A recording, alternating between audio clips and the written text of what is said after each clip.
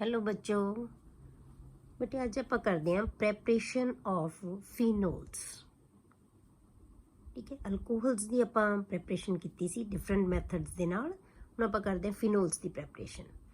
Phenol is also called carbolic acid. इनू असीं carbolic acid भी कहने हैं।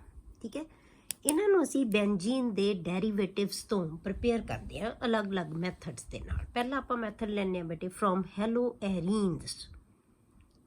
ठीक है, हेलोएरीन्स के नाल हेलोएरीन्स तो जी आप प्रैपरेशन करते हैं in the presence of alkali.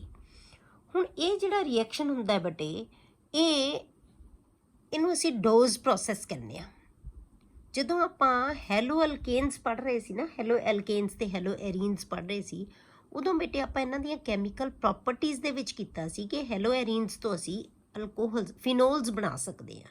उस प्रोसैस नूं असीं कहने डोज प्रोसैस। तो उत्थे इहदा कैमीकल रिएक्शन सी, इत्थे आपां फिनोल दी प्रैपरेशन दे विच पढ़दे हां। रिएक्शन है बेटे वो की है, सेम है। क्लीयर हो गया। हुण आपां की है बेटे जदों फिनोल किवें बनदा है, जदों असीं क्लोरोबेंजीन नूं, ठीक है, क्लोरोबेंजीन नूं असीं एक्वस सोल्यूशन लैके ना सोडियम हाइड्रोक्साइड दा उहदे नाल आपां इहनूं हीट करदे हां। Aqueous solution of sodium hydroxide आमतौर पर 10% लिया जाता है। 10% एक्वस सोल्यूशन लैंने असीं सोडियम हाइड्रोक्साइड का, उहदे नाल असीं गर्म करते हैं at 623 Kelvin and 300 atmospheric pressure. मतलब सानू प्रैशर भी बहुत चाहिए तो सानू टैंपरेचर भी बहुत चाहिए। तो फिर क्लोरोबेंजीन है जिहड़ा वो सोडियम फिनॉक्साइड बना लैंदा है। ठीक है, ये ट्रीट करते हैं जो आप फिनॉक्साइड बन जाता है। उसकी फिर जो असी एसिडिफिकेशन करते हैं, ठीक है, एसिड के नाल ट्रीट करते हैं सोडियम फिनॉक्साइड नूं, तो फिर वो कहदे कन्वर्ट हो जाता है फिनोल दे विच। यही रिएक्शन बेटे आप कीता सी हैलो एरीन्स की कैमीकल रिएक्शन दे विच कीता सी आपां। तो फिनोल है जिहड़ा वो प्रिपेयर हो जाता है। ये एक जिहड़ा इंटरमीडिएट बनती है। ठीक है, ये प्रोडक्ट पहला बनेगी, फिर जिहड़ा एल्कोक्साइड बनेगा ना फिनॉक्साइड बनेगा, उस तो बाद की बनेगी फिनोल। इस मैथड नूं आपां की करने बेटे डोज प्रोसैस। क्लियर। दूसरा जिहड़ा मैथड है बेटे वो है from benzene sulphonic acid. Sulphonic acid, benzene sulphonic acid. हुण तुहानूं याद होएगा बेटे आपां बेंजीन दे किन्ने रिएक्शन पढ़े सी। बेंजीन दी नाइट्रेशन, बेंजीन दी सल्फोनेशन, ठीक है, आप अल्काइलेशन की सी, इहदी हैलोजिनेशन की सी, सारे रिएक्शन पढ़े सी ना आपां। उहदे विच आउंदा जिहड़े इलैक्ट्रोफिलिक सबसटीट्यूशन रिएक्शनस कीते सी आपां बेंजीन दे, तां ये पहलां असीं इहदी सबसटीट्यूशन करांगे। ठीक है, ओलियम की प्रेजेंस दे विच असीं बेंजीन इकल्ला बेंजीन लैना बेटे। इत्थे आपां दिखाया इहदा मतलब ये है कि एच नूं रिप्लेस करेगा भी। इहदे नाल एच तां हैगा ही हैगा ना, ते लग्गिया होया हुंदा बेंजीन दे विच, सानूं पता है। ओलियम, ओलियम की है H2SO4 sulphuric acid plus SO3। ठीक है, हुण आपां की लेना है, इनू ओलियम कहने हैं। ओलियम की प्रेजेंस दे विच ये की है, पहला ये रिएक्ट करेगा, आपां इहदी सल्फोनेशन करांगे। सल्फोनेशन दे विच सल्फ्यूरिक एसिड दे विचों OH निकल जाता है बेटे, ते SO3H इहदे नाल अटैच हो जाता है। यही सल्फोनेशन सी, इहदे तां आपां मैकेनिज्म कीता होया बेटे प्रॉपर। ठीक है, तो ये बेंजीन सल्फोनिक एसिड बन जाएगा। ये की बने, इनू की कहने असीं बेंजीन सल्फोनिक एसिड। इत्थे लिख दिंदे आपां नाम इहदा बेंजीन सल्फोनिक एसिड। ठीक है, इनू असीं बेंजीन सल्फोनिक एसिड कहने।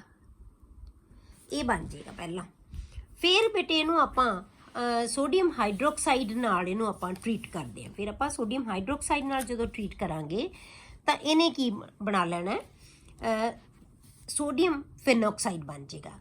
उस तो पहला बेटे ये जिहड़ा आपां सल्फोनिक एसिड बनाया ना, इहदा जिहड़ा है सोडियम सॉल्ट बन जाता है पहला। ठीक है, पहला सोडियम H रिप्लेस हो जाएगा Na दे नाल, तो सोडियम बेंजीन सल्फोनेट बन जाएगा। ठीक है, पहला ये लिखण की जरूरत नहीं होंदी, आपां एक वैसे ये विच स्टैप आउंदा है कि पहला H नूं Na रिप्लेस करेगा, फिर असीं दोबारा NaOH नाल ट्रीट करते हैं, फिर की बन जाएगा बेंजीन फेनॉक्साइड। ठीक है, sodium phenoxide, sorry sodium phenoxide. ठीक है, हुण इहदों तो फिर तो वही रिएक्शन है उपर जिवें आपां कीता सी, इहदी एसिडिफिकेशन कर दिंदे आपां, ते फिर की बन जाएगा फिनोल।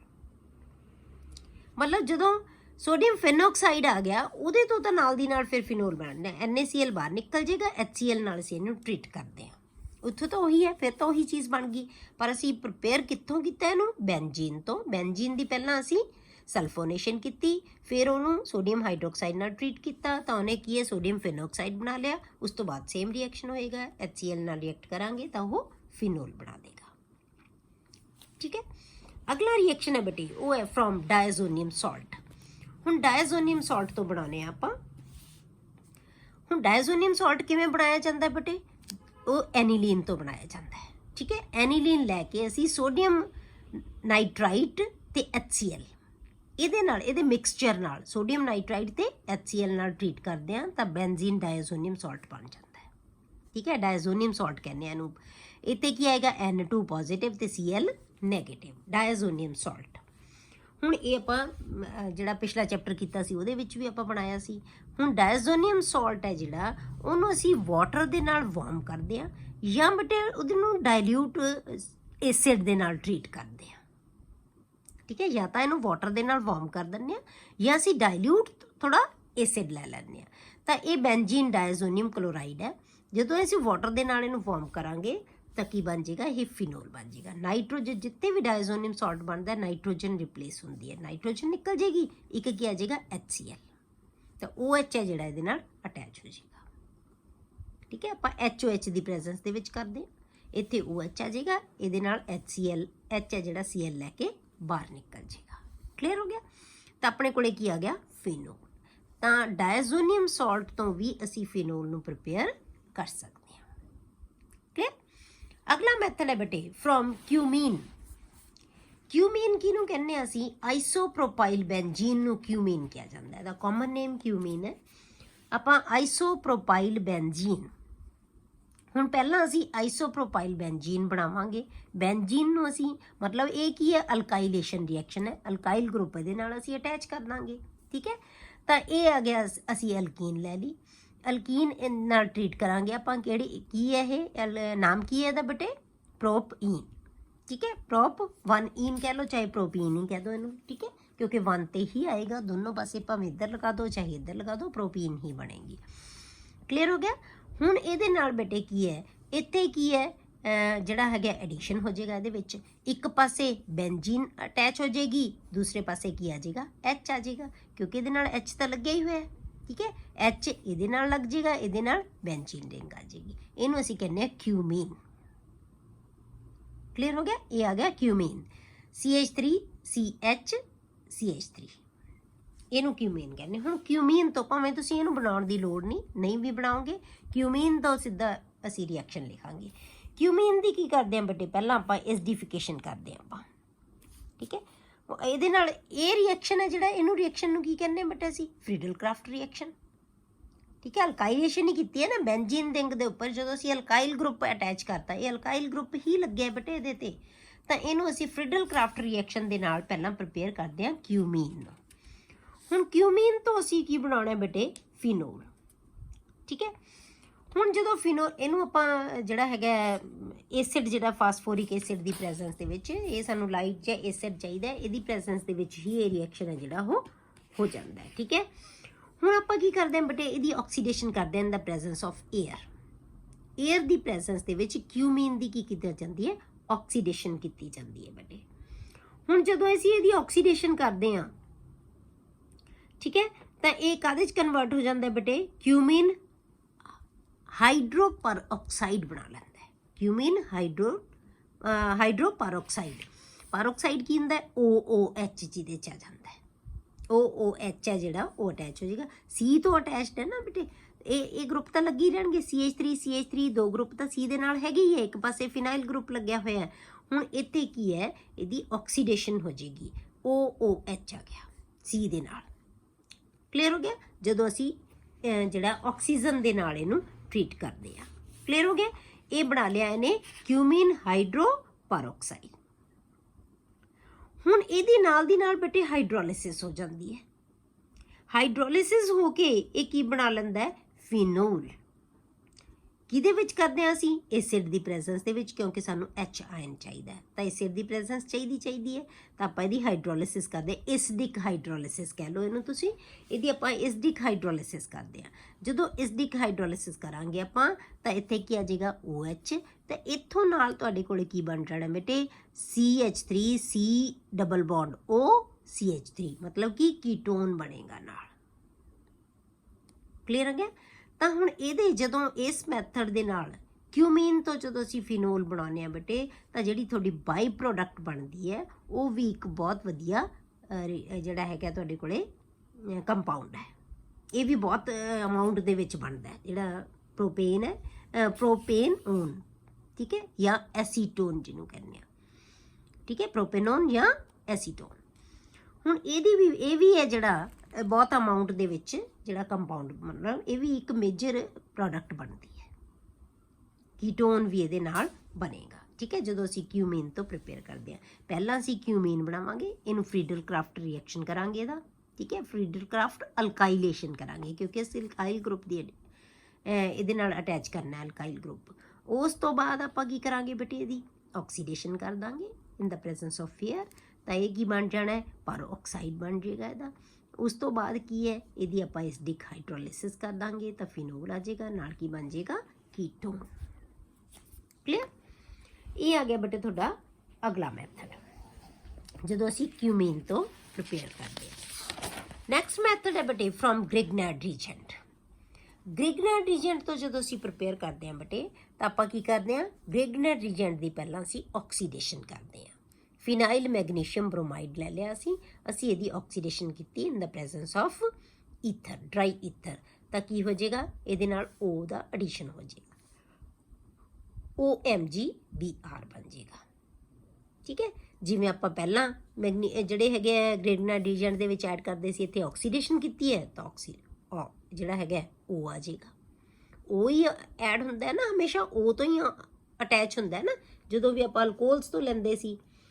ਹੁਣ ਇੱਥੇ ਆ ਗਿਆ ਤੁਹਾਡੇ ਕੋਲੇ OMgBr। ਹੁਣ ਆਪਾਂ ਕੀ ਕਰਾਂਗੇ ਬੇਟੇ? ਇਹਦੀ ਹਾਈਡਰੋਲਿਸਿਸ। ਹੁਣ ਸਾਨੂੰ ਪਤਾ ਹੀ ਹੈ ਕਿ ਅਸੀਂ ਹਾਈਡਰੋਲਿਸਿਸ, ਜਦੋਂ ਸਾਡੇ ਕੋਲੇ ਆਹ ਚੀਜ਼ ਆ ਗਈ ਨਾ, ਕਿਸੇ ਵੀ C ਦੇ ਨਾਲ OMgBr ਆ ਗਿਆ ਤਾਂ ਹਮੇਸ਼ਾ ਇਹਦੀ ਹਾਈਡਰੋਲਿਸਿਸ ਕਰਾਂਗੇ। ਹਾਈਡਰੋਲਿਸਿਸ ਕਰਾਂਗੇ ਤਾਂ ਕੀ ਹੋਏਗਾ? MgBr ਦੇ ਨਾਲ OH ਨਿਕਲ ਜਾਏਗਾ, O ਦੇ ਨਾਲ H ਆ ਜਾਏਗਾ, ਤਾਂ ਫਿਨੋਲ ਬਣ ਗਿਆ। ਨਾਲ ਸਾਡੇ ਕੋਲੇ ਕੀ ਆ ਗਿਆ? MgOHBr, ਫਿਨਾਈਲ ਆਕਸੀ ਮੈਗਨੀਸ਼ੀਅਮ ਬ੍ਰੋਮਾਈਡ ਇਹਨੂੰ ਕਹਿੰਦੇ ਆ। ਇਹਦੀ ਅਸੀਂ ਹਾਈਡਰੋਲਿਸਿਸ ਕਰਤੀ ਤਾਂ ਕੀ ਬਣ ਜਾਏਗਾ? ਫਿਨੋਲ। ਤਾਂ ਆਪਾਂ ਗ੍ਰਿਗਨੈਡ ਰੀਜੈਂਟ ਤੋਂ ਵੀ ਪ੍ਰਿਪੇਅਰ ਕਰ ਸਕਦੇ ਹਾਂ। ਅਗਲਾ ਮੈਥਡ ਹੈ ਬੇਟੇ by decarboxylation of sodium salt of salicylic acid. ਹੁਣ ਸੈਲੀਸਿਲਿਕ ਐਸਿਡ ਦਾ ਸੋਡੀਅਮ ਸਾਲਟ ਹੈ, ਉਹਦੇ ਤੋਂ ਅਸੀਂ ਪ੍ਰਿਪੇਅਰ ਕਰ ਸਕਦੇ ਹਾਂ ਫਿਨੋਲਸ ਨੂੰ, ਠੀਕ ਹੈ।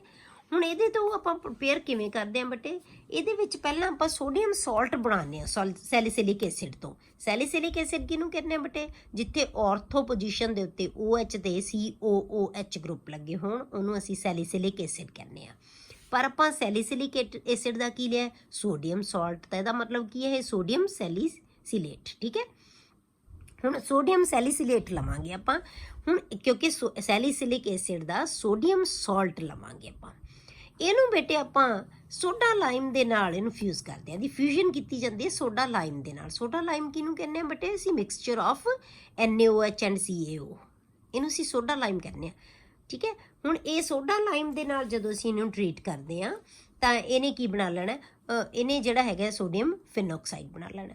ਜਦੋਂ ਸੋਡੀਅਮ ਫਿਨੋਕਸਾਈਡ ਸਾਡੇ ਕੋਲੇ ਬਣ ਗਿਆ, ਉਸ ਤੋਂ ਬਾਅਦ ਤਾਂ ਕਲੀਅਰ ਹੈ ਕਿ ਇਹਦੀ ਅਸੀਂ ਐਸਿਡਿਫਿਕੇਸ਼ਨ ਕਰ ਦਾਂਗੇ ਤੇ ਨਾਲ ਦੀ ਨਾਲ ਇਹਨੇ ਕਾਚ ਕਨਵਰਟ ਹੋ ਜਾਣਾ ਫਿਨੋਲ ਦੇ ਵਿੱਚ। ਐਸਿਡ ਦੇ ਨਾਲ ਅਸੀਂ ਟਰੀਟ ਕਰ ਦਾਂਗੇ ਤਾਂ ਐਸਿਡ ਦੇ ਵਿੱਚੋਂ Cl ਹੈ ਜਿਹੜਾ Na ਨੂੰ ਲੈ ਕੇ ਨਿਕਲ ਜਾਏਗਾ, H ਦੇ ਨਾਲ ਅਟੈਚ ਹੋ ਜਾਏਗਾ, ਠੀਕ ਹੈ, ਤੇ ਫਿਨੋਲ ਬਣ ਜਾਏਗਾ। ਤਾਂ ਆਪਾਂ ਜਿਹੜਾ ਹੈਗਾ ਸੋਡੀਅਮ ਸੈਲੀਸਿਲਿਕ ਐਸਿਡ ਦੇ ਸੋਡੀਅਮ ਸਾਲਟ ਦੀ ਡੀਕਾਰਬੋਕਸੀਲੇਸ਼ਨ ਤੋਂ ਵੀ ਅਸੀਂ ਪ੍ਰਿਪੇਅਰ ਕਰ ਸਕਦੇ ਹਾਂ। ਡੀਕਾਰਬੋਕਸੀਲੇਸ਼ਨ ਕਿਉਂ ਕਹਿੰਦੇ ਬੇਟੇ? ਕਿਉਂਕਿ ਇੱਥੇ ਜਿਹੜਾ ਗਰੁੱਪ ਹੈ, ਇਹ ਪੂਰਾ ਗਰੁੱਪ ਹੈ ਜਿਹੜਾ ਉਹ ਨਿਕਲ ਜਾਂਦਾ ਹੈ, ਇਸ ਕਰਕੇ ਡੀਕਾਰਬੋਕਸੀਲੇਸ਼ਨ ਕਹਿੰਦੇ ਆਪਾਂ। ਆ ਜਿਹੜਾ ਕਾਰਬੋਕਸਿਲਿਕ ਗਰੁੱਪ ਹੈ ਨਾ, ਇਹ ਸਾਰਾ ਕੀ ਹੈ? ਬਾਹਰ ਨਿਕਲ ਜਾਂਦਾ ਹੈ। ਤਾਂ ਇਹ ਕੀ ਬਣਾ ਲੇਗਾ? Na2CO3, ਸੋਡੀਅਮ ਕਾਰਬੋਨੇਟ ਹੈ ਜਿਹੜਾ ਬਾਹਰ ਨਿਕਲ ਜਾਂਦਾ ਹੈ, ਠੀਕ ਹੈ। ਕਾਰਬੋਨੇਟ ਦੀ ਫਾਰਮ ਦੇ ਵਿੱਚ ਬਾਹਰ ਨਿਕਲ ਜਾਂਦਾ ਹੈ, ਤਾਂ ਇੱਥੇ ਤੁਹਾਡੇ ਕੋਲੇ ਕੀ ਆ ਜਾਣਾ? ਸੋਡੀਅਮ ਦਾ ਸਾਲਟ ਬਣ ਜਾਏਗਾ। ਕਲੀਅਰ? ਸੋਡੀਅਮ ਦਾ ਸਾਲਟ ਜਿਹਨੂੰ ਅਸੀਂ ਸੋਡੀਅਮ ਫਿਨੋਕਸਾਈਡ ਕਹਿ ਦਿੰਦੇ ਹਾਂ। ਇਹ ਆ ਗਏ ਬੇਟੇ ਮੈਥਡਸ ਆਫ ਪ੍ਰੈਪਰੇਸ਼ਨ ਆਫ ਫਿਨੋਲਸ। ਹੁਣ ਆਪਾਂ ਕਰਦੇ ਹਾਂ ਬੇਟੇ ਇਹਨਾਂ ਦੀਆਂ physical properties of alcohols and ਫਿਨੋਲਸ। ਜਿਹੜੇ ਬੇਟੇ ਲੋਅਰ ਮੈਂਬਰਸ ਹੁੰਦੇ ਆ ਨਾ ਅਲਕੋਹਲਸ ਦੇ, ਉਹ ਕਲਰਲੈਸ ਲਿਕੁਇਡਸ ਹੁੰਦੇ ਆ। ਅਲਕੋਹਲਸ ਦੇ ਜੇ ਅਸੀਂ ਲੋਅਰ ਮੈਂਬਰਸ ਲਈਏ ਉਹ ਕਲਰਲੈਸ ਲਿਕੁਇਡਸ ਹੁੰਦੇ ਆ, ਠੀਕ ਹੈ। ਪਰ ਜੇ ਆਪਾਂ ਹਾਇਰ ਮੈਂਬਰਸ ਲੈ ਲਾਂਗੇ, ਜਿਵੇਂ ਆਪਾਂ ਕਹਿ ਲਓ ਕਿ ਮੋਰ ਦੈਨ 12 ਕਾਰਬਨ ਕੰਪਾਊਂਡ, ਇਸ ਤੋਂ ਵੱਧ ਜਿਹੜੇ ਕਾਰਬਨ ਐਟਮਸ ਜਿਨ੍ਹਾਂ ਦੇ ਵਿੱਚ ਹੋਣਗੇ ਉਹ ਆਮ ਤੌਰ 'ਤੇ ਕਲਰਲੈਸ, ਓਡਰਲੈਸ, ਵੈਕਸ ਲਾਈਕ ਸੋਲਿਡਸ ਹੁੰਦੇ, ਵੈਕਸੀ ਸੋਲਿਡਸ ਹੁੰਦੇ ਆ ਜਿਨ੍ਹਾਂ ਨੂੰ ਅਸੀਂ ਕਹਿੰਦੇ ਹਾਂ, ਠੀਕ ਹੈ। ਬਾਕੀ ਜਿਹੜੇ ਲੋਅਰ ਮੈਂਬਰਸ ਆ ਉਹ ਲਿਕੁਇਡਸ ਹੋਣਗੇ, ਤੇ ਜਿਹੜੇ ਤੁਹਾਡੇ ਕੋਲੇ ਆਉਂਦੇ ਉਹ ਵੀ ਕਲਰਲੈਸ ਹੀ ਹੋਣਗੇ। ਪਰ ਜਿਹੜੇ ਹਾਇਰ ਮੈਂਬਰਸ ਹੁੰਦੇ ਆ ਤਾਂ ਉਹ ਕੀ ਬਣਾ ਲੈਂਦੇ, ਵੈਕਸੀ ਸੋਲਿਡਸ ਬਣਾਉਂਦੇ ਆ। ਇਸੇ ਤਰ੍ਹਾਂ ਫਿਨੋਲਸ ਹੈ ਬੇਟੇ, ਫਿਨੋਲਸ ਆਮ ਤੌਰ 'ਤੇ ਜਿਹੜੇ ਹੈਗੇ ਆ ਉਹ ਵੈਕਸੀ ਸੋਲਿਡਸ ਜਾਂ ਲਿਕੁਇਡਸ ਹੁੰਦੇ ਆ। ਫਿਨੋਲਸ ਹੈ ਜਿਹੜੇ ਉਹ ਕਲਰਲੈਸ ਕ੍ਰਿਸਟਲਾਈਨ ਸੋਲਿਡਸ ਜਾਂ ਲਿਕੁਇਡਸ ਹੁੰਦੇ ਆ। ਕਲੀਅਰ? ਜੇ ਆਪਾਂ ਇਹਨਾਂ ਦੀ ਐਗਜ਼ਿਸਟੈਂਸ ਦੀ ਗੱਲ ਕਰੀਏ ਕਿ ਕਿਵੇਂ ਹੁੰਦੇ ਆ। ਹੁਣ ਬੇਟੇ ਜਿਹੜੇ ਅਲਕੋਹਲਸ ਹੈ ਚਾਹੇ ਫਿਨੋਲਸ ਹੈ, ਇਹਦੇ ਵਿੱਚ 2 ਪਾਰਟ ਹੁੰਦੇ ਆ, 2 ਪਾਰਟ ਲੱਗੇ ਹੋਏ ਹੁੰਦੇ ਆ ਫਿਨੋਲ ਦੇ ਵਿੱਚ ਜਾਂ ਅਲਕੋਹਲਸ ਦੇ ਵਿੱਚ। ਇੱਕ ਤਾਂ ਹੁੰਦਾ ਬੇਟੇ ਉਹਦਾ ਅਲਕਾਈਲ ਗਰੁੱਪ ਜਾਂ ਐਰਾਈਲ ਗਰੁੱਪ। ਜੇ ਅਲਕੋਹਲ ਲਵਾਂਗੇ ਤਾਂ ਅਲਕਾਈਲ ਗਰੁੱਪ ਹੋਏਗਾ, ਜੇ ਫਿਨੋਲ ਲਵਾਂਗੇ ਤਾਂ ਅਰਾਈਲ ਗਰੁੱਪ ਹੋ ਗਿਆ। ਦੂਜਾ ਬੇਟੇ ਉਹਦੇ ਵਿੱਚ ਹੋ ਗਿਆ ਹਾਈਡਰੋਕਸਿਲ ਗਰੁੱਪ। ਮਤਲਬ 2 ਪਾਰਟਸ ਤੋਂ ਬਣਿਆ ਹੋਇਆ ਅਲਕੋਹਲ, ਇੱਕ ਅਲਕਾਈਲ ਗਰੁੱਪ ਹੈ ਉਹਦੇ ਵਿੱਚ ਜਾਂ ਐਰਾਈਲ ਗਰੁੱਪ ਹੈ, ਤੇ ਦੂਜਾ ਕੀ ਹੈ, ਹਾਈਡਰੋਕਸਿਲ ਗਰੁੱਪ ਹੈ। ਪਰ ਜਿਹੜੀਆਂ ਇਹਨਾਂ ਦੀਆਂ ਮੇਜਰ ਪ੍ਰੋਪਰਟੀਜ਼ ਅਸੀਂ ਲੈਂਦੇ ਆ ਨਾ, ਦਾ ਪ੍ਰੋਪਰਟੀਜ਼ ਹੈ ਜਿਹੜੀਆਂ ਬੇਟੇ ਉਹ ਕਿਹਦੇ ਕਰਕੇ ਹੁੰਦੀਆਂ, ਇਸ ਗਰੁੱਪ ਦੇ ਕਰਕੇ, hydroxyl group. Their properties are chiefly due to hydroxyl group. ਮਤਲਬ ਇਹਦੀਆਂ ਪ੍ਰੋਪਰਟੀਜ਼ ਜਿੰਨੀਆਂ ਵੀ ਜ਼ਿਆਦਾ ਪ੍ਰੋਪਰਟੀਜ਼ ਜਿਹੜੀਆਂ ਹੋਣਗੀਆਂ ਉਹ ਕਿਹਦੇ ਕਰਕੇ ਹੁੰਦੀਆਂ, ਉਹਦੇ ਹਾਈਡਰੋਕਸਿਲ ਗਰੁੱਪ ਕਰਕੇ। ਪਰ ਜਿਹੜੀ ਉਹਨਾਂ ਦੀ ਪ੍ਰੋਪਰਟੀਜ਼ ਦੀ ਨੇਚਰ ਹੈ ਨਾ, ਉਹਨੂੰ ਉਹ ਜਿਹੜੀ ਪ੍ਰੋਪਰਟੀਜ਼ ਦੇ ਵਿੱਚ ਮੋਡੀਫਿਕੇਸ਼ਨ ਹੈ, ਉਹ ਜਿਹੜੇ ਅਲਕਾਈਲ ਗਰੁੱਪ ਅਟੈਚ ਹੈ ਜਾਂ ਅਰਾਈਲ ਗਰੁੱਪ ਅਟੈਚ ਹੈ, ਇਹਦੀ ਨੇਚਰ ਉਹਦੀਆਂ ਪ੍ਰੋਪਰਟੀਜ਼ ਨੂੰ ਮੋਡੀਫਾਈ ਕਰ ਦਿੰਦੀ ਹੈ। ਮਤਲਬ ਮੇਨ ਪ੍ਰੋਪਰਟੀਜ਼ ਕਿਹਦੇ ਕਰਕੇ ਹੋਣਗੀਆਂ, ਹਾਈਡਰੋਕਸਿਲ ਗਰੁੱਪ। ਪਰ ਜਿਹੜਾ ਅਲਕਾਈਲ ਗਰੁੱਪ ਹੈ ਜਾਂ ਅਰਾਈਲ ਗਰੁੱਪ ਹੈ, ਇਹਦੀ ਨੇਚਰ ਕਿ ਕਿਹੋ ਜਿਹਾ ਅਲਕਾਈਲ ਗਰੁੱਪ ਲੱਗਿਆ ਹੋਇਆ ਜਾਂ ਕਿਹੋ ਜਿਹਾ ਅਰਾਈਲ ਗਰੁੱਪ ਲੱਗਿਆ ਹੋਇਆ, ਇਹਦੀ ਨੇਚਰ ਹੈ ਨਾ ਜਿਹੜੀ, ਉਹ ਸਿਰਫ ਉਹਦੀਆਂ ਪ੍ਰੋਪਰਟੀਜ਼ ਨੂੰ ਮੋਡੀਫਾਈ ਕਰੇਗੀ। Main properties due to OH group ਜਾਂ ਹਾਈਡਰੋਕਸਿਲ ਗਰੁੱਪ ਹੁੰਦਾ ਹੈ। ਹੁਣ ਆਪਾਂ ਦੇਖਦੇ ਹਾਂ ਬੇਟੇ ਉਹਦਾ ਬੋਇਲਿੰਗ ਪੁਆਇੰਟ ਹੈ ਜਿਹੜੇ ਅਲਕੋਹਲਸ ਦੇ, ਫਿਨੋਲਸ ਦੇ ਬੇਟੇ ਉਹ ਜ਼ਿਆਦਾ ਹੁੰਦੇ ਆ as compare to hydrocarbons, ethers, haloalkanes and haloarenes of comparable molecular masses. ਇਹਦਾ ਮਤਲਬ ਕੀ ਹੈ ਕਿ ਜੇ ਆਪਾਂ ਅਲਕੋਹਲਸ ਤੇ ਫਿਨੋਲਸ ਦੇ ਕੰਪੈਰੇਟਿਵਲੀ ਮਾਸ ਹਾਈਡਰੋਕਾਰਬਨ ਦਾ ਲੈ ਲਈਏ, ਮਤਲਬ ਜਿੰਨੇ ਕਾਰਬਨ ਦਾ ਅਲਕੋਹਲ ਹੈ ਉਵੇਂ ਹੀ ਹਾਈਡਰੋਕਾਰਬਨ ਹੋਵੇ, ਮਾਸ ਇਹਨਾਂ ਦਾ ਤਕਰੀਬਨ ਸੇਮ ਹੋਵੇ, ਠੀਕ ਹੈ। ਕੰਪੇਰੇਬਲ ਦਾ ਮਤਲਬ ਹੁੰਦਾ ਜਿਹੜਾ ਨੇੜੇ ਤੇੜੇ ਹੋਵੇ ਮਾਸ, ਬਿਲਕੁਲ ਐਗਜ਼ੈਕਟ ਨਹੀਂ। ਕੰਪੇਰੇਬਲ ਦਾ ਮਤਲਬ ਹੁੰਦਾ ਮਤਲਬ ਇਕੁਅਲ, ਤਕਰੀਬਨ ਇਕੁਅਲ ਹੋਵੇ, ਜਾਂ ਈਥਰਸ ਦੇ ਬਰਾਬਰ ਹੋਵੇ ਮਾਸ ਇਹਨਾਂ ਦਾ, ਜਾਂ ਹੈਲੋ ਅਲਕੇਨਸ ਦੇ, ਜਾਂ ਹੈਲੋ ਐਰੀਨਸ। ਜਿਨ੍ਹਾਂ ਦਾ ਵੀ ਮੋਲੀਕੂਲਰ ਮਾਸ ਹੈ ਜਿਹੜਾ ਕੰਪੇਰੇਬਲ ਹੋਏਗਾ, ਉਹਨਾਂ ਦੇ ਕੰਪੈਰੇਟਿਵਲੀ ਅਲਕੋਹਲਸ ਦੇ ਜਿਹੜੇ ਤੇ ਫਿਨੋਲਸ ਦੇ ਬੋਇਲਿੰਗ ਪੁਆਇੰਟ ਹੈ ਬੇਟੇ ਉਹ ਜ਼ਿਆਦਾ ਹੁੰਦੇ ਹੈ, ਠੀਕ ਹੈ। ਜਿਵੇਂ ਹੁਣ ਆਪਾਂ ਲੈ ਲਿਆ ਇਥੇਨੋਲ, 2 ਕਾਰਬਨ ਦਾ ਅਲਕੋਹਲ ਇਥੇਨੋਲ। ਇਹਦਾ ਮੋਲਰ ਮਾਸ ਤੇ ਬੋਇਲਿੰਗ ਪੁਆਇੰਟ ਆਪਾਂ ਦੇਵਾਂਗੇ ਸਾਰਿਆਂ ਦੇ। ਮੋਲਰ ਮਾਸ ਇਹਦਾ ਬੇਟੇ 46 ਹੈ, ਪਰ ਇਹਦਾ ਬੋਇਲਿੰਗ ਪੁਆਇੰਟ 351 ਹੈ। ਹੁਣ ਆਪਾਂ ਤਕਰੀਬਨ ਉਨਾ ਹੀ, ਜਿਵੇਂ ਅਲਕੋਹਲ ਤੇ ਈਥਰ ਤਾਂ ਸਾਨੂੰ ਪਤਾ ਹੈ ਕਿ ਆਈਸੋਮਰਸ ਹੁੰਦੇ ਆ, ਇਹ ਤਾਂ ਸੇਮ ਮੋਲੀਕੂਲਰ ਫਾਰਮੂਲਾ ਸੇਮ ਹੈ, ਫੰਕਸ਼ਨਲ ਗਰੁੱਪ ਡਿਫਰੈਂਟ ਹੈ। ਪਰ ਹੁਣ ਇਹ ਕੀ ਹੈ, CH3OCH3, ਇਹਨੂੰ ਮਿਥੋਕਸੀਮੀਥੇਨ ਕਹਿੰਦੇ ਆਪਾਂ। ਇਹਦਾ ਵੀ ਸੇਮ, ਕਿਉਂਕਿ ਇਹ ਤਾਂ ਆਈਸੋਮਰਸ ਹੁੰਦੇ ਆ, ਮੋਲਰ ਮਾਸ ਤਾਂ ਸੇਮ ਹੀ ਹੋਏਗਾ 46, ਪਰ ਇਹਦਾ ਬੋਇਲਿੰਗ ਪੁਆਇੰਟ 248, ਇਹਦਾ 351, ਇਹਦਾ 248। ਹੁਣ ਆਪਾਂ ਇੰਨੇ ਹੀ ਜਿਹੜੇ ਮਾਸ ਵਾਲਾ ਤਕਰੀਬਨ ਲੈ ਲਿਆ ਆਪਾਂ ਅਲਕੇਨ, ਠੀਕ ਹੈ, CH3CH2CH3, ਇਹ ਪ੍ਰੋਪੇਨ ਹੈ। ਇਹਦਾ ਮੋਲਰ ਮਾਸ ਹੈ ਬੇਟੇ 44 ਹੈ, ਤਕਰੀਬਨ ਕੰਪੇਰੇਬਲ ਹੈ, ਪਰ ਇਹਦਾ ਜਿਹੜਾ ਬੋਇਲਿੰਗ ਪੁਆਇੰਟ ਹੈ ਉਹ 231 ਹੈ,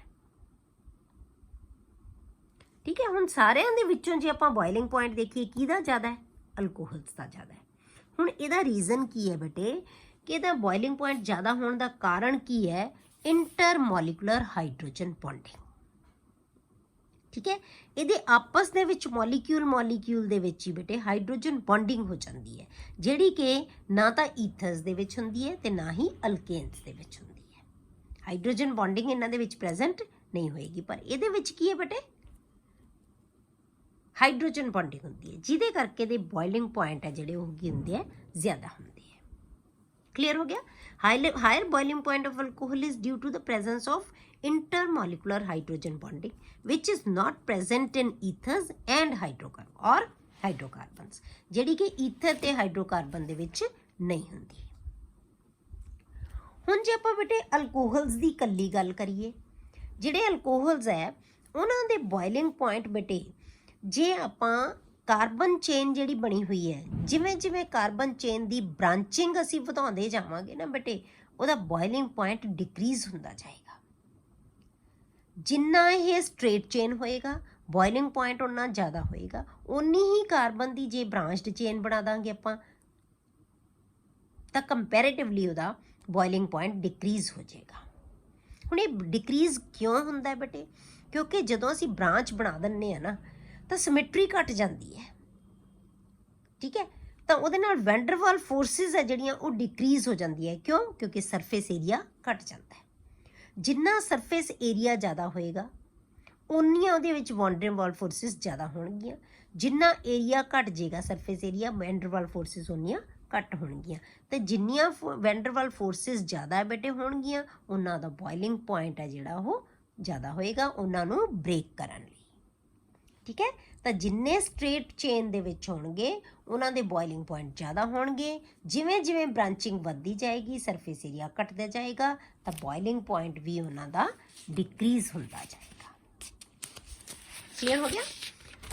ਹੁਣ ਆਪਾਂ ਦੇਖਦੇ ਹਾਂ ਬੇਟੇ ਹਾਈਡਰੋਜਨ ਬੌਂਡਿੰਗ ਆਪਾਂ ਕਿਵੇਂ ਸ਼ੋ ਕਰਦੇ ਹਾਂ। ਕਿਹਨਾਂ ਦੇ ਵਿੱਚ ਹਾਈਡਰੋਜਨ ਬੌਂਡਿੰਗ ਦਿਖਾਉਣੀ ਹੈ ਆਪਾਂ? ਅਲਕੋਹਲਸ ਤੇ ਫਿਨੋਲਸ ਦੇ ਵਿੱਚ। ਹੁਣ ਜੇ ਆਪਾਂ ਅਲਕੋਹਲਸ ਦੇ ਵਿੱਚ ਹਾਈਡਰੋਜਨ ਬੌਂਡਿੰਗ ਦਿਖਾਈਏ ਤਾਂ ਇਹ ਕੀ ਹੈ? ROH। ਠੀਕ ਹੈ, ROH। ਹੁਣ ਹਾਈਡਰੋਜਨ ਬੌਂਡਿੰਗ ਵਾਸਤੇ ਸਾਨੂੰ ਪਤਾ ਦੋ ਹੀ ਚੀਜ਼ਾਂ ਚਾਹੀਦੀਆਂ ਬੇਟੇ, ਇੱਕ ਜਿਹੜਾ ਹੈਗਾ ਇਲੈਕਟ੍ਰੋਨੈਗੇਟਿਵ ਸਪੀਸ਼ੀਜ਼ ਜਿਹਨੂੰ ਅਸੀਂ ਫੋਨ ਕਹਿੰਦੇ ਹਾਂ, F ਜਾਂ ਫਲੋਰੀਨ ਜਾਂ ਨਾਈਟ੍ਰੋਜਨ ਜਾਂ ਆਕਸੀਜਨ, ਤਿੰਨੋਂ ਇਹ ਹਾਈਡਰੋਜਨ ਬੌਂਡਿੰਗ ਬਣਾ ਸਕਦੇ ਆ।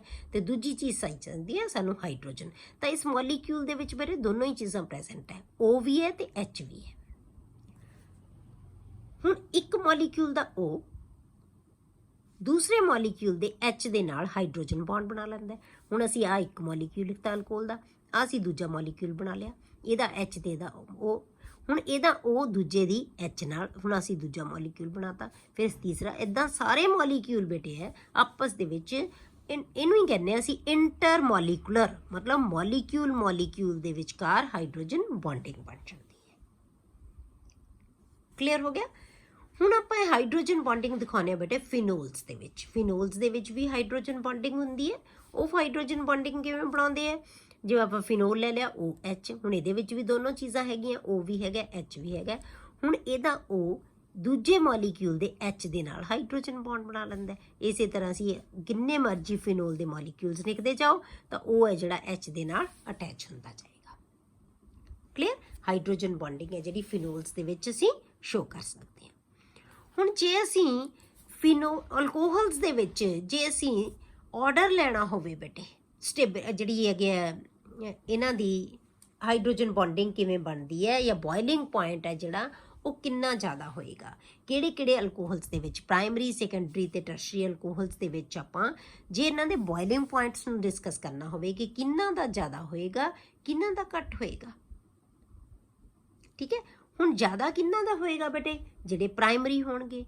ਕਿਉਂ? ਕਿਉਂਕਿ ਉਹਨਾਂ ਦੇ ਵਿੱਚ ਉਹਨਾਂ ਦੀ ਬ੍ਰਾਂਚਿੰਗ ਘੱਟ ਹੋਏਗੀ। ਜੇ ਸੈਕੰਡਰੀ ਹੋ ਗਿਆ ਬ੍ਰਾਂਚਿੰਗ ਜ਼ਿਆਦਾ ਹੋਗੀ, ਟਰਸ਼ਰੀ ਹੋ ਗਿਆ ਬ੍ਰਾਂਚ ਹੋਰ ਜ਼ਿਆਦਾ ਹੋਗੀ, ਬੋਇਲਿੰਗ ਪੁਆਇੰਟ ਡਿਕਰੀਜ਼ ਹੁੰਦੇ ਜਾਣਗੇ। ਤਾਂ ਪ੍ਰਾਇਮਰੀ ਜਿਹੜੇ ਅਲਕੋਹਲਸ ਹੋਣਗੇ ਉਹਨਾਂ ਦੇ ਬੋਇਲਿੰਗ ਪੁਆਇੰਟ ਜ਼ਿਆਦਾ ਹੁੰਦੇ ਆ as compare to secondary, and secondary ਦੇ ਜ਼ਿਆਦਾ ਹੋਣਗੇ ਐਜ਼ ਕੰਪੇਅਰ ਟੂ ਟਰਸ਼ਰੀ। ਠੀਕ ਹੈ, ਅਗਲਾ ਹੈ ਬੇਟੇ ਸੋਲੂਬਿਲਿਟੀ। ਸੋਲੂਬਿਲਿਟੀ ਹੈ ਜਿਹੜੀ, ਕਿਉਂਕਿ ਇਹ ਸਾਨੂੰ ਪਤਾ ਹੈ ਕਿ ਪੋਲਰ ਮੋਲੀਕਿਊਲਸ ਹੈ ਤਾਂ ਆਪਾਂ ਕਹਿੰਦੇ ਹਾਂ ਲਾਈਕ ਡਿਜ਼ੋਲਵਸ ਲਾਈਕ। ਇਹ ਪੋਲਰ ਸੋਲਵੈਂਟਸ ਦੇ ਵਿੱਚ ਘੁਲਣਗੇ ਤਾਂ ਕਿਉਂਕਿ ਇਹ ਪੋਲਰ ਸੋਲਵੈਂਟ ਹੈ ਇਸ ਕਰਕੇ ਪਾਣੀ ਦੇ ਵਿੱਚ ਇਹ ਜਿਹੜੇ ਉਹ ਘੁਲ ਜਾਂਦੇ ਹੈ। Solubility of alcohols and phenols in water is due to their ability to form hydrogen bonds with water molecules. ਹੁਣ ਇਹ ਕਿਉਂਕਿ ਪੋਲਰ ਹੈ ਤਾਂ ਇਸ ਕਰਕੇ ਬਹੁਤ ਆਸਾਨੀ ਨਾਲ ਕੀ ਹੈ ਵਾਟਰ ਮੋਲੀਕਿਊਲਸ ਦੇ ਨਾਲ ਇਹ ਹਾਈਡਰੋਜਨ ਬੌਂਡ ਬਣਾ ਸਕਦੇ ਹੈ। ਕਿਉਂ? ਕਿਉਂਕਿ ਇਹਦੇ O ਹੈ ਜਿਹੜਾ ਉਹ ਵਾਟਰ ਦੇ H ਨਾਲ ਕੰਬਾਈਨ ਹੋ ਜਾਏਗਾ, ਜਿਹੜਾ ਇਹਦਾ H ਹੈ ਉਹ ਵਾਟਰ ਦੇ O ਨਾਲ ਕੰਬਾਈਨ ਹੋ ਜਾਏਗਾ। ਕਲੀਅਰ? ਤਾਂ ਹੁਣ ਇਹ ਹਾਈਡਰੋਜਨ ਬੌਂਡਿੰਗ ਹੈ ਜਿਹੜੀ ਉਹ ਬਹੁਤ ਆਸਾਨੀ ਨਾਲ ਬਣਾ ਸਕਦੇ ਹੈ। Solubility decreases with increase in size of alkyl group or aryl group. ਕਿ ਅਲਕੋਹਲ ਤੇ ਫਿਨੋਲ ਦੋਨੋਂ ਹੀ ਪਾਣੀ 'ਚ ਸੋਲੂਬਲ ਹੁੰਦੇ ਆ ਬੇਟੇ ਡਿਊ ਟੂ ਹਾਈਡਰੋਜਨ ਬੌਂਡਿੰਗ, ਕਿਉਂਕਿ ਦੋਨਾਂ ਦੇ ਵਿੱਚ ਹੀ ਅਸੀਂ ਹਾਈਡਰੋਜਨ ਬੌਂਡਿੰਗ ਦਿਖਾਈ ਹੈ, ਅਲਕੋਹਲਸ ਵਿੱਚ ਵੀ ਹੈ ਤੇ ਫਿਨੋਲਸ ਦੇ ਵਿੱਚ ਵੀ ਹੈ। ਇਸੇ ਤਰ੍ਹਾਂ ਹੀ ਪਾਣੀ ਦੇ ਨਾਲ ਹਾਈਡਰੋਜਨ ਬੌਂਡਿੰਗ ਬਣਾ ਸਕਦੇ ਆ। ਜਦੋਂ ਪਾਣੀ ਨਾਲ ਬਣਾ ਲੈਣਗੇ ਤਾਂ ਪਾਣੀ ਦੇ ਵਿੱਚ ਇਹ ਸੋਲੂਬਲ ਹੋ ਜਾਣਗੇ। ਠੀਕ ਹੈ, ਪਰ ਜਿਵੇਂ ਜਿਵੇਂ ਬੇਟੇ ਅਲਕਾਈਲ ਗਰੁੱਪ ਵੱਧਦਾ ਜਾਏਗਾ ਉਵੇਂ ਉਵੇਂ ਸੋਲੂਬਿਲਿਟੀ ਹੈ ਜਿਹੜੀ ਉਹ ਡਿਕਰੀਜ਼ ਹੁੰਦੀ ਜਾਂਦੀ ਹੈ। ਕਿਉਂ? ਕਿਉਂਕਿ ਜਿਹੜਾ ਪਾਣੀ ਦੇ ਨਾਲ ਇਹਨੂੰ ਅਸੀਂ ਹਾਈਡਰੋਫੋਬਿਕ ਪਾਰਟ ਕਹਿੰਦੇ ਆ। ਇਹ ਹਾਈਡਰੋਫੋਬਿਕ ਪਾਰਟ ਹੁੰਦਾ ਜਿਹੜਾ ਪਾਣੀ ਨਾਲ ਅਟੈਚ ਨਹੀਂ ਹੁੰਦਾ। ਸਿਰਫ ਆ ਜਿਹੜਾ ਹੈਗਾ ਪਾਰਟ ਇਹਨੂੰ ਅਸੀਂ ਹਾਈਡਰੋਫਿਲਿਕ ਪਾਰਟ ਕਹਿੰਦੇ ਆ, ਜਿਹੜਾ ਕਿ ਪਾਣੀ ਦੇ ਨਾਲ ਇੰਟਰੈਕਟ ਕਰਦਾ ਹੈ। ਇਹ ਪਾਰਟ ਨਹੀਂ ਕਰੇਗਾ, ਇਹਨੂੰ ਅਸੀਂ ਹਾਈਡਰੋਫੋਬਿਕ ਪਾਰਟ ਕਹਿੰਦੇ ਆ।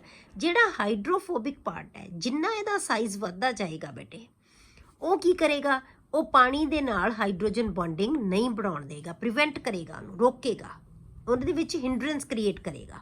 ਇਸ ਕਰਕੇ ਕੀ ਹੋਏਗਾ ਹਾਈਡਰੋਜਨ ਬੌਂਡਿੰਗ ਘੱਟ ਬਣੇਗੀ। ਜੇ ਘੱਟ ਬਣੇਗੀ ਤਾਂ ਸੋਲੂਬਿਲਿਟੀ ਵੀ ਘੱਟ ਹੋਏਗੀ। ਠੀਕ ਹੈ, ਤਾਂ ਕਿਉਂਕਿ ਇਹ ਹਾਈਡਰੋਜਨ ਬੌਂਡ ਨਹੀਂ ਬਣਾਉਣ ਦੇਗਾ ਤਾਂ ਆਪਾਂ ਕਿਹਾ ਹੈ ਕਿ solubility decreases with increase in size of alkyl or aryl group. ਇਹਨੂੰ ਕਹਿੰਦੇ ਆ ਹਾਈਡਰੋਫੋਬਿਕ ਗਰੁੱਪ।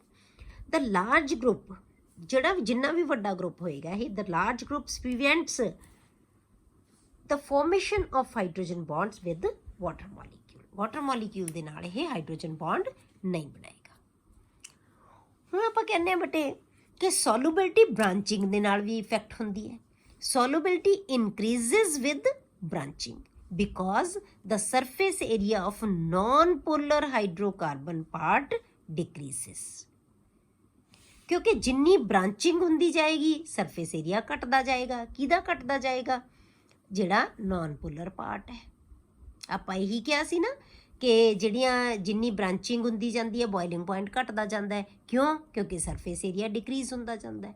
ਤਾਂ ਆਪਾਂ ਇਹੀ ਚੀਜ਼ ਇੱਥੇ ਕਵਾਂਗੇ, ਜਿੰਨੀ ਬ੍ਰਾਂਚਿੰਗ ਵੱਧ ਹੁੰਦੀ ਜਾਏਗੀ surface area non polar part ਦਾ ਡਿਕਰੀਜ਼ ਹੁੰਦਾ ਜਾਏਗਾ। ਜਿੰਨਾ ਡਿਕਰੀਜ਼ ਹੁੰਦਾ ਜਾਏਗਾ ਤਾਂ ਫਿਰ ਉਹਦੇ ਵਿੱਚ ਜਿਹੜੀ ਸੋਲੂਬਿਲਿਟੀ ਆ ਉਹ ਇਨਕਰੀਜ਼ ਹੁੰਦੀ ਜਾਏਗੀ। ਜਿੰਨਾ ਇਸ ਏਰੀਆ ਘਟੇਗਾ ਉਨੀ ਹਾਈਡਰੋਜਨ ਬੌਂਡਿੰਗ ਜ਼ਿਆਦਾ ਹੋ ਜਾਏਗੀ ਵਾਟਰ ਮੋਲੀਕਿਊਲਸ ਦੇ ਨਾਲ, ਉਨੀ ਸੋਲੂਬਿਲਿਟੀ ਹੈ ਜਿਹੜੀ ਉਹ ਇਨਕਰੀਜ਼ ਹੋ ਜਾਏਗੀ। ਕਲੀਅਰ? ਹੁਣ ਇੱਕ ਕੁਐਸਚਨ ਬੇਟੇ ਦੇ ਨਾਲ ਹੀ related, arrange the following compounds in order of their increasing boiling point. Boiling point ਦੀ ਇਨਕਰੀਜ਼ਿੰਗ ਆਰਡਰ ਦੇ ਵਿੱਚ ਆਪਾਂ ਦੱਸਣਾ ਇਹਨਾਂ ਨੂੰ। Pentane 1 올, butane 1 올, butane 2 올, ethanol, propane 1 올 and methanol. ਸਭ ਤੋਂ ਪਹਿਲਾਂ ਆਪਾਂ ਕੀ ਦੇਖਾਂ ਬੇਟੇ? ਕਾਰਬਨ ਦਾ ਨੰਬਰ। ਜਿੰਨਾ ਕਾਰਬਨ ਦੀ ਚੇਨ ਵੱਧਦੀ ਜਾਏਗੀ ਕਾਰਬਨ ਦਾ ਨੰਬਰ ਵੱਧਦਾ ਜਾਏਗਾ, ਬੋਇਲਿੰਗ ਪੁਆਇੰਟ ਇਨਕਰੀਜ਼ ਹੁੰਦਾ ਜਾਏਗਾ। ਆਪਾਂ ਕੀ ਕਿਹਾ ਸੀ ਕਿ ਜਿੰਨਾ ਸਾਈਜ਼ ਵੱਧਦਾ ਜਾਏਗਾ ਬੋਇਲਿੰਗ ਪੁਆਇੰਟ ਉਨਾ ਇਨਕਰੀਜ਼ ਹੁੰਦਾ ਜਾਏਗਾ। ਉਸ ਤੋਂ ਬਾਅਦ ਫਿਰ ਆਪਾਂ ਬੇਟੇ ਬ੍ਰਾਂਚ ਦੇਖਾਂਗੇ। ਜਿੰਨੀ ਬ੍ਰਾਂਚਿੰਗ ਜ਼ਿਆਦਾ ਹੋਏਗੀ, ਜੇ ਸੇਮ ਕਾਰਬਨ ਦਾ ਕੰਪਾਊਂਡ ਹੈ ਤਾਂ ਫਿਰ ਆਪਾਂ ਬ੍ਰਾਂਚਿਸ ਦੇਖਾਂਗੇ। ਜੇ ਬ੍ਰਾਂਚਿਸ ਜ਼ਿਆਦਾ ਹੈ ਤਾਂ ਉਹਦਾ ਬੋਇਲਿੰਗ ਪੁਆਇੰਟ ਘੱਟ ਹੋਏਗਾ, ਜੇ ਬ੍ਰਾਂਚਿੰਗ ਨਹੀਂ ਹੈ ਤਾਂ ਉਹ ਬੋਇਲਿੰਗ ਪੁਆਇੰਟ ਜ਼ਿਆਦਾ ਹੋਏਗਾ।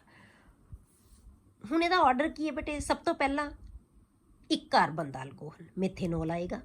ਫਿਰ ਆਪਾਂ ਦੇਖੋ 2 ਕਾਰਬਨ ਦਾ ਹੈਗਾ, ਯੈਸ ਹੈਗਾ, 2 ਕਾਰਬਨ ਦਾ ਆਏਗਾ ਇਥੇਨੋਲ। ਫਿਰ ਆਪਾਂ 3 ਕਾਰਬਨ ਦਾ ਦੇਖਦੇ ਹਾਂ, 3 ਕਾਰਬਨ ਦਾ ਸਾਡੇ ਕੋਲ ਹੈਗਾ, ਇਹ ਹੈਗਾ ਪ੍ਰੋਪੇਨ 1 올, ਇੱਕੋ ਹੀ ਹੈ ਤਾਂ ਇਹਦਾ ਆਏਗਾ। ਉਸ ਤੋਂ ਬਾਅਦ ਫਿਰ ਆਪਾਂ ਦੇਖੋ 4 ਕਾਰਬਨ ਦਾ। 4 ਕਾਰਬਨ ਦਾ ਸਾਡੇ ਕੋਲੇ ਕੀ ਹੈ? 2 ਹੈ ਸਾਡੇ ਕੋਲੇ 4 ਕਾਰਬਨ ਦੇ, ਬਿਊਟੇਨ 1 올 ਐਂਡ ਬਿਊਟੇਨ 2 올। ਹੁਣ ਬਿਊਟੇਨ 1 올 ਦਾ ਮਤਲਬ ਕੀ ਹੈ ਬੇਟੇ? ਸਟ੍ਰੇਟ ਚੇਨ ਹੈ। ਬਿਊਟੇਨ 2 올 ਦਾ ਮਤਲਬ ਕੀ ਹੈ? ਇਹਦੀ ਬ੍ਰਾਂਚ ਹੈਗੀ ਹੈ। ਇਹਦਾ ਮਤਲਬ ਕੀ ਹੋ ਗਿਆ ਬੇਟੇ? ਇਹਦਾ ਬੋਇਲਿੰਗ ਪੁਆਇੰਟ ਜ਼ਿਆਦਾ ਹੋਏਗਾ, ਇਹਦਾ ਬੋਇਲਿੰਗ ਪੁਆਇੰਟ ਘੱਟ ਹੋਏਗਾ। ਠੀਕ ਹੈ, ਤਾਂ ਆਪਾਂ ਪਹਿਲਾਂ ਕਿਹੜਾ ਲਿਖਾਂਗੇ? ਘੱਟ ਵਾਲੇ ਦਾ, ਕਿਉਂਕਿ ਅਸੀਂ ਇਨਕਰੀਜ਼ਿੰਗ ਆਰਡਰ ਦੇ ਵਿੱਚ ਲਿਖਣਾ ਹੈ। ਬਿਊਟੇਨ 2 올 ਲਿਖਾਂਗੇ, ਫਿਰ ਅਸੀਂ ਬਿਊਟੇਨ 1 올 ਲਿਖਾਂਗੇ। ਉਸ ਤੋਂ ਬਾਅਦ 5 ਕਾਰਬਨ ਵਾਲਾ ਇੱਕੋ ਹੀ ਰਹਿ ਗਿਆ ਸਾਡੇ ਕੋਲੇ, ਪੈਂਟੇਨ 1 올। ਸਭ ਤੋਂ ਜਿਹੜਾ ਜ਼ਿਆਦਾ ਬੋਇਲਿੰਗ ਪੁਆਇੰਟ ਕਿਹਦਾ ਹੋਏਗਾ? ਪੈਂਟੇਨ 1 올 ਦਾ। ਕਲੀਅਰ ਹੋ ਗਿਆ ਬੇਟੇ? ਅਗਲਾ ਜਿਹੜਾ ਟੌਪਿਕ ਹੈ ਆਪਾਂ ਨੈਕਸਟ ਲੈਕਚਰ ਦੇ ਵਿੱਚ ਡਿਸਕਸ ਕਰਾਂਗੇ।